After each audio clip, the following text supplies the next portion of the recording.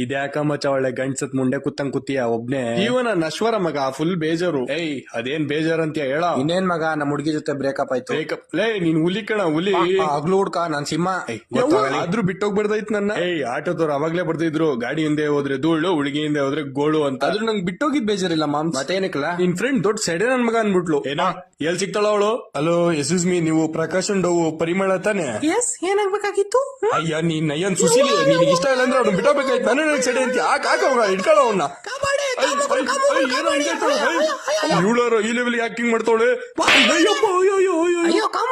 ಕಣ್ಣಿಗೆ ನಾವ್ ಹಂಗ್ ಕಾಣಿಸ್ತಿದೀವಿ ಅಂದ್ರೆ ಅದೇನೇ ಮಾಡ್ತೀವಿ. ನಿತ್ಕಳೆ ಪವಿತ್ರ ಪೊಲೀಸಿಗೆ ಕಾಲ್ ಮಾಡಿ.